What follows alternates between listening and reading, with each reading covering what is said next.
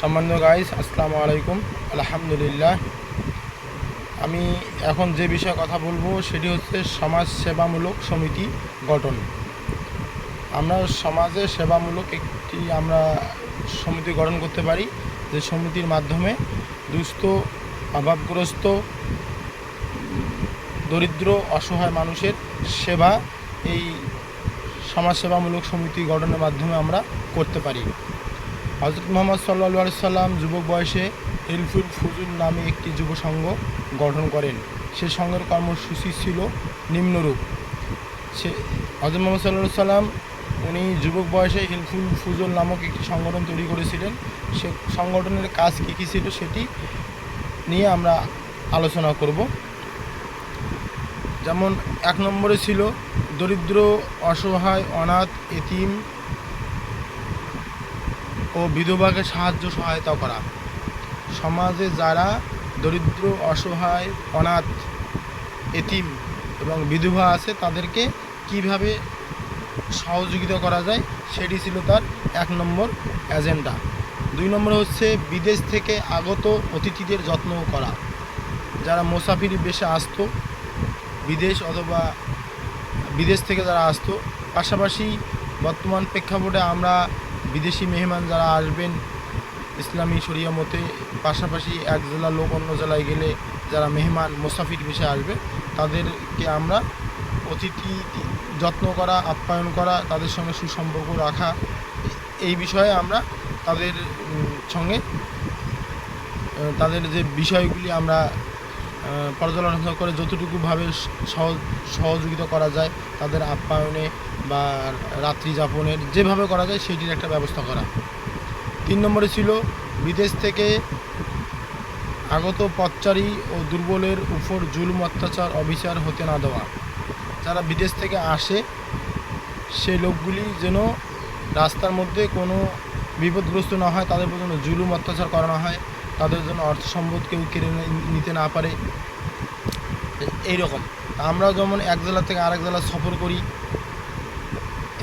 আমার জেলায় আমি স্বাভাবিক আছি, অন্য জেলায় গেলে আমার একটু, যেহেতু আমি একটা নতুন জেলায় গেলাম, সেখানেও দেখা গেল যে আমরা প্রতিনিয়ত অত্যাচার, জুলুমের শিকার কেউ না কেউ আমরা হচ্ছি।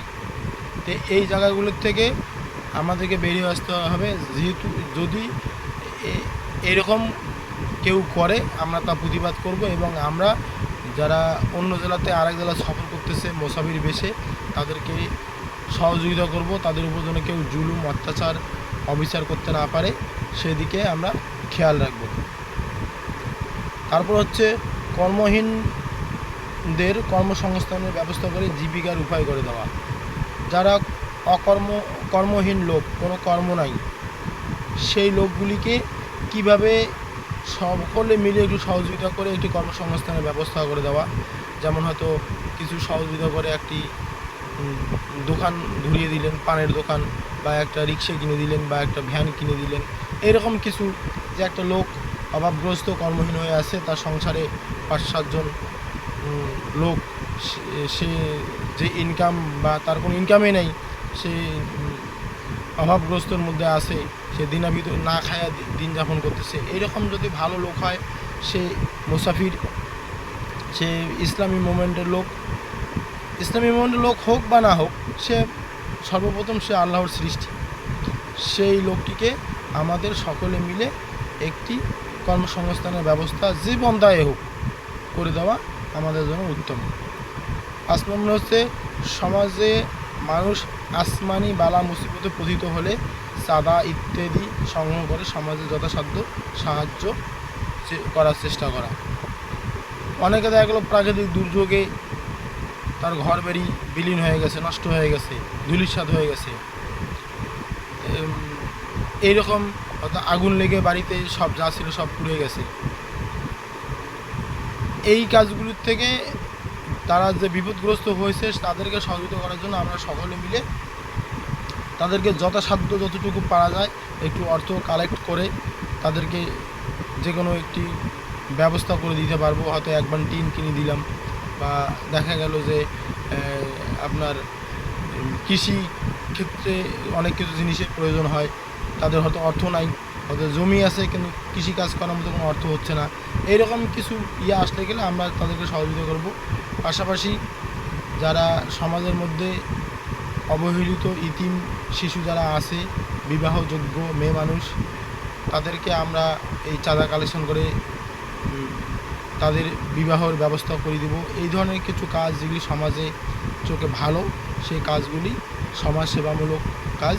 তো আসুন আমরা হযরত মুহাম্মদ সাল্লাল্লাহু আলাইহি সাল্লামের যে হিলফুল ফুজুল নামক একটি যুব সংগঠন ছিল, সেই সংগঠনের আদলে আমরা যেন চলতে পারি, আমরা সমাজে যেন এরকম দুস্থ ও গরিব অসহায় লোকদেরকে সহযোগিতা করতে পারি, সেই লক্ষ্যে আমরা সকলেই যেন কাজ করতে পারি, সেই আশাবাদ ব্যক্ত রেখে আমি আমার এই সংক্ষিপ্ত আলোচনা এখানেই শেষ করলাম।